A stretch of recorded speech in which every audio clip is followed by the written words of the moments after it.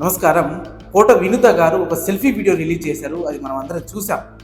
ఆ వీడియో చివరిలో ఒక మాట అన్నది ఏంటంటే, నేను మళ్ళీ పవన్ కళ్యాణ్ గారిని కలవడానికి ప్రయత్నిస్తున్నాను అని చెప్పేసి ఆవిడ అన్నారు. నిజంగా బుద్ధి ఉండాలి కదా కనీసం ఈమెకు. కనీసం బుద్ధి జ్ఞానం ఏమన్నా ఉంటే నిజంగా మళ్ళీ పవన్ కళ్యాణ్ గారిని కలవదు. దయచేసి నేను ఎందుకు ఈ మాట అంటున్నానంటే ఒకసారి వినండి. నేను జనసేన పార్టీ అధినేత శ్రీ పవన్ కళ్యాణ్ గారిని కలవడానికి ట్రై చేస్తున్నాను కాబట్టి ఇన్ని రోజులు మీడియా ముందుకు రాలేదు. మేము మళ్ళీ జనసేన నాయకుడు అయినటువంటి పవన్ కళ్యాణ్ గారిని కలవడానికి ప్రయత్నిస్తుందట ఈ తల్లి. నిజంగా పవన్ కళ్యాణ్ గారు కలిసి ఏం మాట్లాడతాం? అయ్యా, ఈ తప్పు నేను చేయలేదు, ఈ మర్డర్ నేను చేయలేదు, నా భర్త చేయలేదు, ఇది బొజ్జల సుధీర్ రెడ్డి చేశాడని చెప్పేసి పవన్ కళ్యాణ్ గారితో మాట్లాడతారా మీరు? బొజ్జల సుధీర్ రెడ్డి చేసిండా లేదా మీరు చేశారని చెప్పేసి పవన్ కళ్యాణ్కి తెలియదా? ఈ హత్య ఎవరి నుంచి జరిగింది అని చెప్పేసి పవన్ కళ్యాణ్ గారికి తెలియదా? సరే, ఒకవేళ బొజ్జల సుధీర్ రెడ్డి చేశాడని చెప్పేసి నిర్ధారణ జరిగితే పవన్ కళ్యాణ్ గారు బొజ్జల సుధీర్ రెడ్డి మీద యాక్షన్ తీసుకుంటాడా? బొజ్జల సుధీర్ రెడ్డిని యాక్షన్ తీసుకోమని చెప్పేసి చంద్రబాబు నాయుడు గారికి వెళ్ళి మాట్లాడతాడా? లేదు, మాట్లాడతాడా పవన్ కళ్యాణ్ గారు? ఎందుకు ఇవన్నీ? నిన్ననే పవన్ కళ్యాణ్ గారు చాలా స్పష్టంగా చెప్పారు ప్రధానమంత్రి మోడీ గారి మీటింగ్లో, మళ్ళీ ఒక 15 సంవత్సరాలు వచ్చే 15 సంవత్సరాలు కూటమి కలిసే ఉంటుంది, ఎన్ని అడ్డంకులు వచ్చినా సరే అన్నాడు. అంటే ఎన్ని అడ్డంకులు అంటే కూటమి ప్రభుత్వానికి ఇప్పుడు వినుత తప్పకుండా అడ్డంకి అవుతుంది.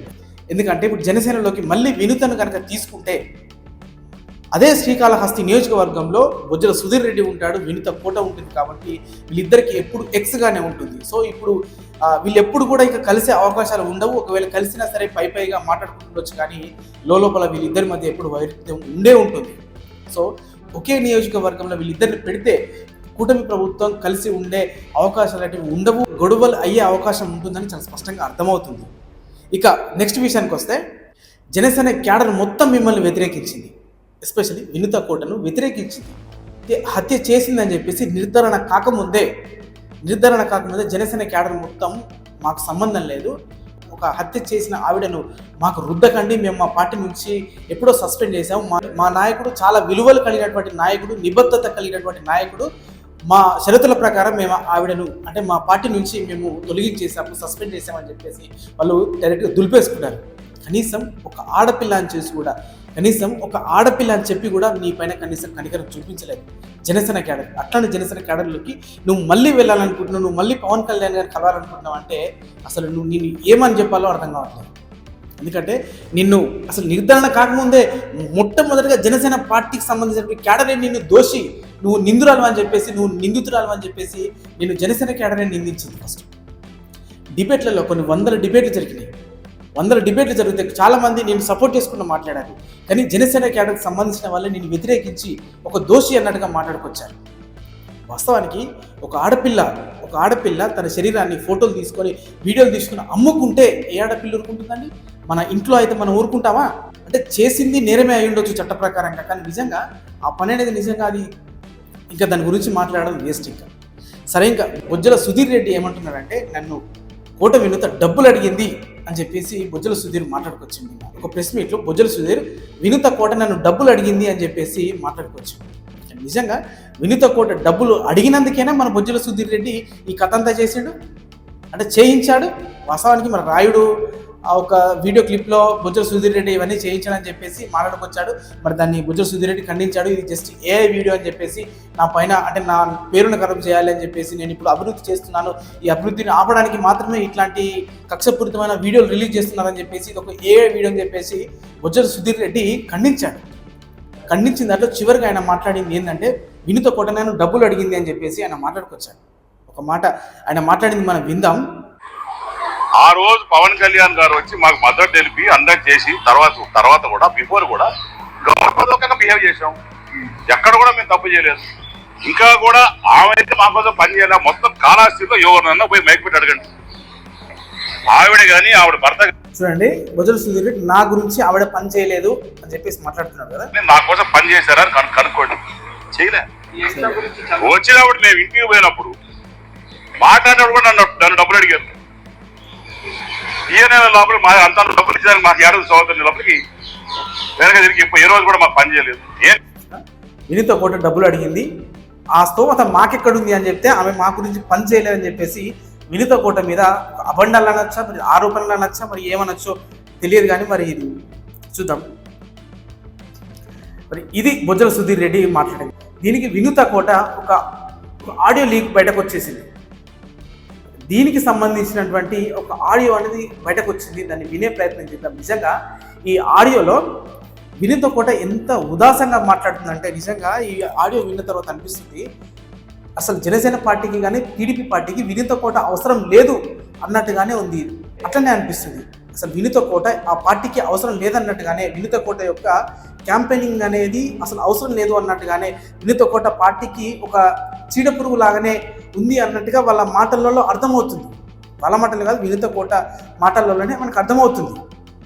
అది వినే ప్రయత్నం చేద్దాం. నిజంగా చాలా బాధ అనిపిస్తుంది. ఎందుకంటే ఆమెను వద్దనుకుంటున్నారు పార్టీ నుంచి.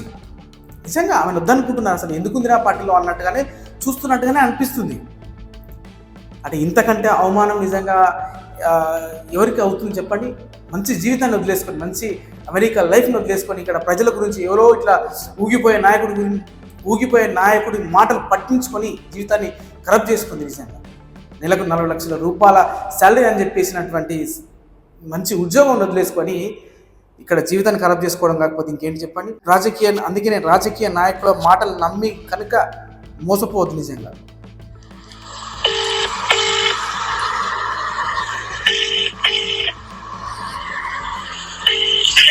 హలో అంకుల్, నమస్తే అంకుల్. నేను వినుత అంకుల్. బాగున్నాను అంకుల్. నేను ఆళ్లపాటి రాజా ఆయన ఉన్నారు కదా, ఆయన ఫోన్ చేశారు, మాట్లాడారు అని చెప్పాను. అడిగారు, కనుక్కున్నారు.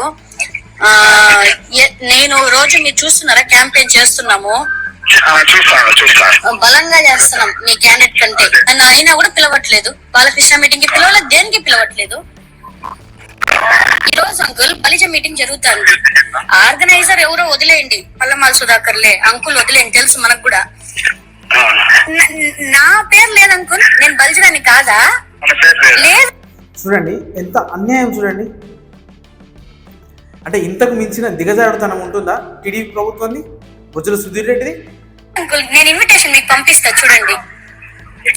లేదు కాదు అంకుల్, మీరు మనస్సాక్షి మీద ఒట్టేసుకుని మీరు చెప్పండి. నేను అతన్ని ఇంత డబ్బు నాకు ఇవ్వండి అని డిమాండ్ చేశాను అంకుల్. మరి ఎందుకు అంకుల్ ఈయన ఇంత ఇది ఉన్నాడు? ఎంత బాధతో ఫోన్ మాట్లాడుతుంది చూసారా? ఎంత బాధతో ఫోన్ మాట్లాడుతుంది. ఇంకా కూడా నేను జనసేన నాయకుని కలుస్తాను అన్నట్టుగా మాట్లాడుతుందంటే మరి ఏమనుకోవాలి చెప్పండి? పిచ్చిది అనుకోకపోతే ఇంకేమనుకుంటారు చెప్పండి? ఇంత ఎదిగున్నాడు ఎందుకు? నేను చేశాను అంకుల్. కాదు, వాళ్ళ అమ్మ నేను 20 కోట్లు అడిగానని చెప్తుంది అంకుల్. అమ్మ అబద్ధం కదా? ఏంది అంకుల్ ఇది? రోజుకొక ఫిగర్ చెప్తున్నాడు అంకుల్ అతను.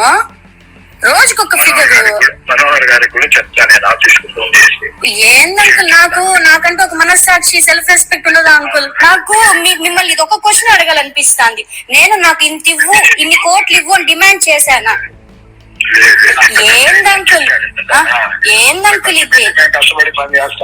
మీకోసం కష్టపడడానికి ఎంతైనా సిద్ధము అని చెప్పాం గాని, నువ్వు నాకు 20 కోట్లు ఇస్తే, 8 కోట్లు ఇస్తే, 10 కోట్లు ఇస్తే నేను నీకోసం పని చేస్తాను, లేకపోతే నేను చేయనని చెప్పాను అంకుల్. ఇంత వరస్ట్ గా చెప్తున్నాడు అంకుల్ అతను. ప్రతిరోజు అంకుల్ మీరేమన్నారు ఆ రోజు? నేను వచ్చి మాట్లాడిస్తానమ్మా, నువ్వు ప్రెస్ మీట్ పెట్టద్దు అన్నారు. అందుకని కదా నేను ఇంతవరకు గమ్మునున్నాను. ఏం మాట్లాడద్దని చెప్పండి, రాంగ్ స్టేట్మెంట్స్ ఇవ్వద్దని చెప్పండి చాలు. సరే అంకుల్, నమస్తే uncle, thank you. Bojjala Sudheer Reddy యొక్క మనస్తత్వం.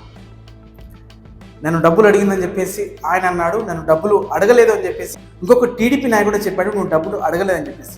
అంటే దీన్ని ఏమనుకోవాలి? ఇంకా నేను టీడీపీలోనే, ఇంకా నేను కూటమిలోనే ఉంటాను, ఇంకా నేను జనసేనలోకి వెళ్తాను, జనసేన నాయకుడు కలుస్తానని చెప్పేసి మాట్లాడుతున్నాను చూసారా? నీకు సెల్యూట్ నిజంగా. Thank you.